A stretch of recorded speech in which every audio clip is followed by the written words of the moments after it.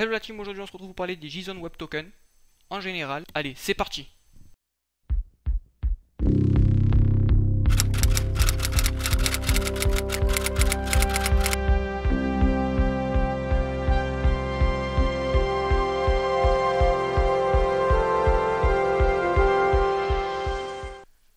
Alors les JWT ou JWT pour les anglophones, comprenez JSON Web Token, c'est un moyen ou un standard pour transmettre des informations de façon sécurisée.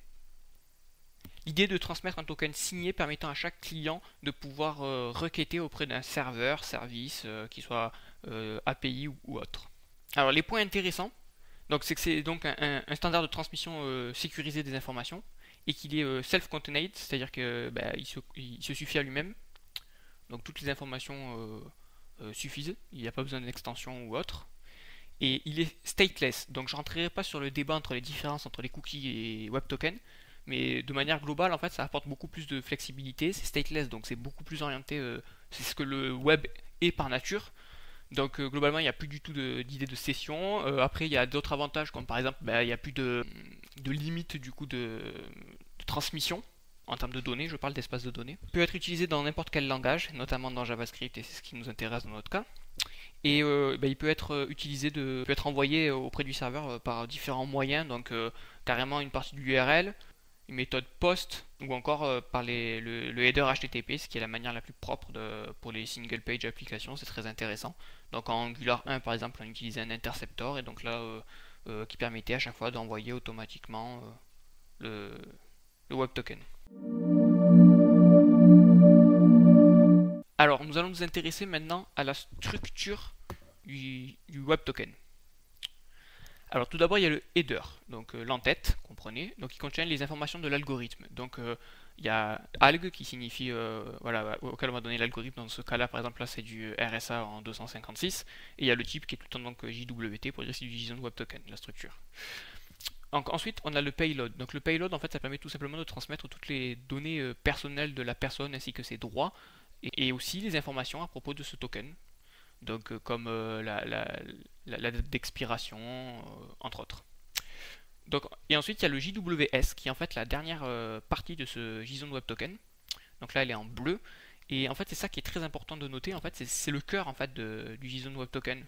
Les personnes qui l'utilisent parfois le comprennent pas, mais en fait c'est vraiment ça qui va permettre tout simplement de vérifier l'intégrité du token, en fait, qu'il a bien été généré par le serveur et pas par quelqu'un d'autre.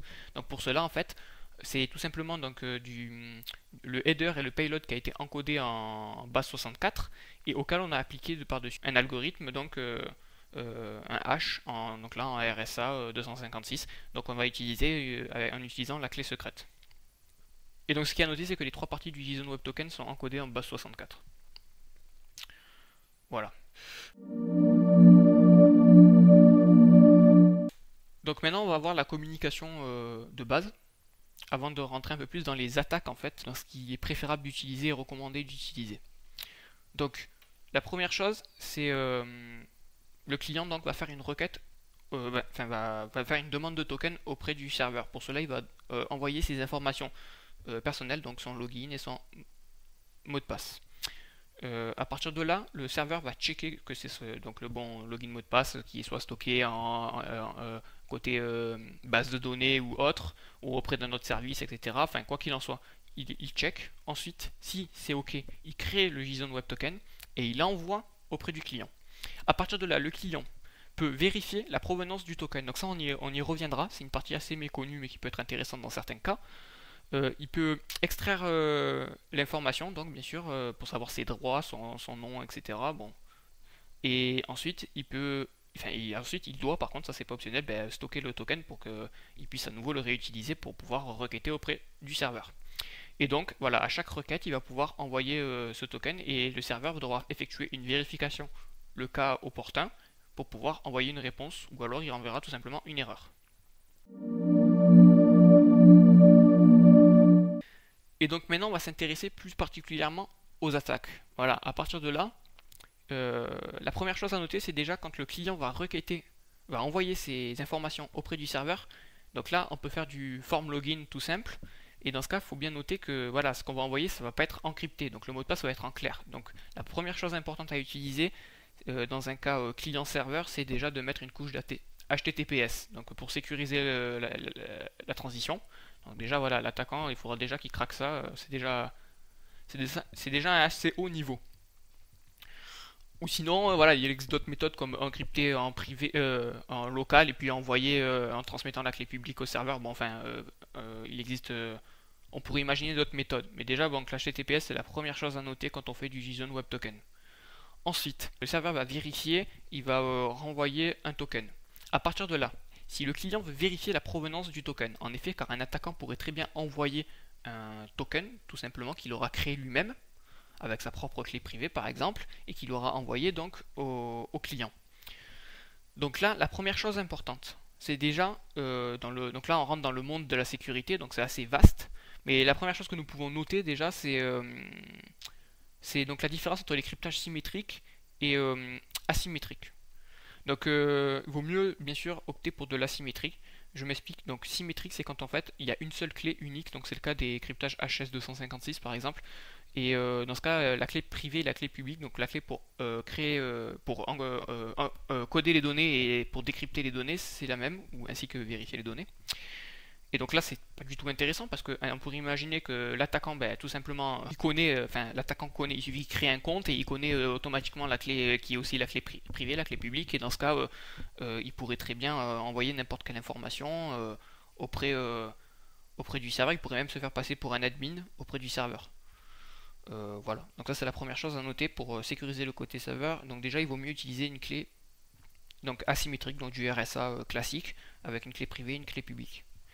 Donc une fois qu'on est là, la vérification du token côté client, à quoi ça peut bien servir, me direz-vous? Parce qu'en effet, côté client, quoi qu'arrive, de toute façon, il n'y a pas de données importantes ou critiques. Alors en fait, ça peut servir surtout dans des applications machine to machine.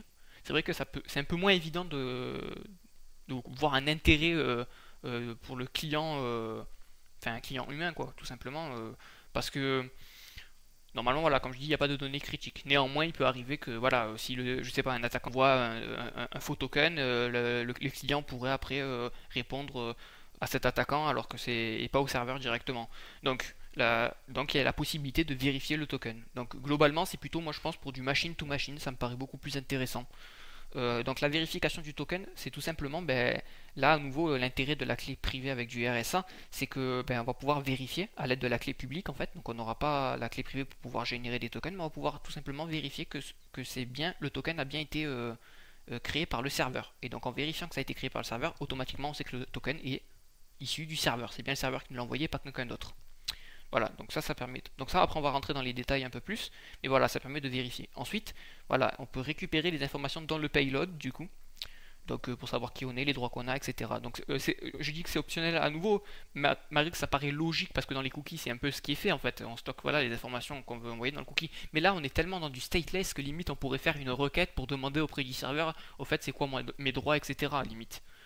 Mais voilà, donc là c'est intéressant, voilà, nouveau d'encapsuler, ben, vu que c'est fait pour ça, donc les droits qu'on a, et voilà. Donc la chose importante ensuite, c'est de stocker donc ce token côté client. Donc là on utilise du local storage typiquement, et ça marche plutôt pas mal. Voilà. Alors deux petites choses qu'il faut savoir aussi et qu'il faut éviter justement au maximum de faire, les mauvaises pratiques du JSON Web Token. Alors, la première c'est d'envoyer en même temps qu'on envoie le token la clé de vérification. Alors ça c'est complètement absurde et aberrant parce que du coup on pourrait générer n'importe quelle clé privée avec un attaquant lambda et il pourrait envoyer sa clé publique et du coup le client n'y verrait que du feu parce qu'il pourra vérifier, il dira ben oui ok c'est bien, la vérification est correcte et tout ça mais c'est pas pour autant que c'est le serveur qui a généré ce token là. Voilà. Donc ça c'est dans le cas où c'est quand on veut vraiment vérifier le token, de la provenance du token. Alors une autre petite subtilité au niveau de la sécurité des JSON Web Token, c'est au niveau des modules qui sont fournis, donc enfin des bibliothèques qui permettent de vérifier les JSON Web Token. Donc il y en a beaucoup, et un gage de qualité, c'est que en fait la fonction de vérification, il faut qu'on puisse mettre en jure l'algorithme de vérification qu'on veut utiliser, et notamment si possible un algorithme asymétrique comme je vous l'ai déjà explicité. Pourquoi? Tout simplement parce que si il n'y a pas l'argument de l'algorithme qu'on utilise, ça veut dire qu'il utilise en fait l'algorithme qu'il trouve dans le header en fait. Et donc c'est complètement à nouveau complètement aberrant parce que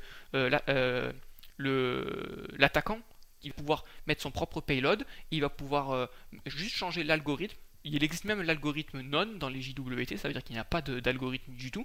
Et du coup, la fonction, ben, si elle se base par rapport à ça, c'est par rapport aux informations que l'attaquant a lui-même fournies dans l'entête. Donc c'est complètement fou. Ce qu'il faut, c'est que ça soit vraiment écrit en dur. Voilà, donc il faut vraiment que tout soit en dur. Donc d'une part, dans la fonction de vérification, dans la fonction de génération du token, il faut que ça soit en dur. Et, et aussi la clé publique, voilà, il faut qu'elle soit en dur côté client. Tout comme la clé privée en dur côté serveur et bien sûr accessible à personne. Voilà, c'est des choses assez simples, mais c'est primordial pour bien sécuriser le tout.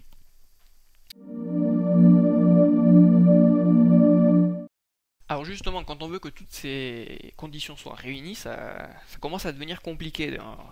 On peut déjà éliminer pas mal de bibliothèques. Donc dans jwt.io, qui est un peu une référence dans ce standard de JSON Web Token, voilà, il y a la liste de sur tous les langages et de toutes les bibliothèques qui sont référencées. Et malheureusement, là on se rend bien compte qu'en JavaScript, ben, c'est un peu pauvre. Et que, en fait, voilà, c'est JSR Assign qui pourrait faire le travail de vérification. Donc moi, c'est ce que j'ai pu tester. Donc j'ai un backend côté Java, donc avec du JWT, et j'arrive donc à checker, j'arrive à générer déjà une clé RSA, donc il faut bien faire une clé RSA bien standardisée et tout ça, parce que pareil, il existe des clés RSA qui sont enfin, c'est même pas des clés RSA standards, quoi, c'est n'importe quoi. Donc l'idée c'est vraiment d'utiliser la norme PEM 5 il me semble de mémoire. Bon, enfin bref, c'est donc un RSA bien structuré et si possible après rajouter soi-même un certificat par-dessus pour être sûr, bon, etc. Après, la sécurité, voilà, c'est infini.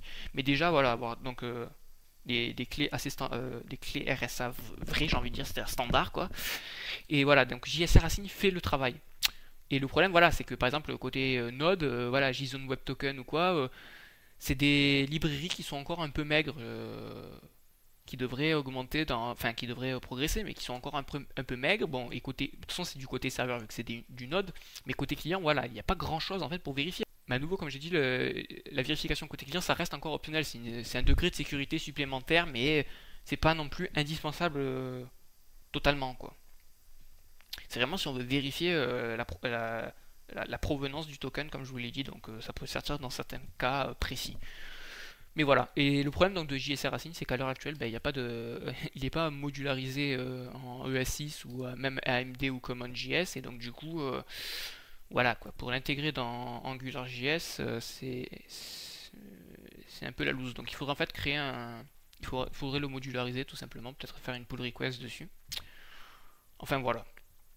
Donc il existe beaucoup côté back-end de librairie. Donc comme je vous ai dit, le critère de sélection premier, c'est de vérifier que dans la fonction de vérification, on puisse bien définir l'algorithme qu'on veut utiliser en dur. Voilà, donc là ça en élimine déjà, je dirais, allez, un tiers. Et puis après le reste, ben voilà, c'est selon les affinités, ce que l'on préfère. Voilà, j'espère que cette vidéo vous a plu. N'hésitez pas à commenter si vous avez plus d'informations que ce que j'ai fourni. Je pense avoir fait un tour assez complet de ce qui se fait sur l'écosystème actuel des JSON Web Token. Sur ce, je vous dis à la prochaine pour de nouvelles aventures. Farewell!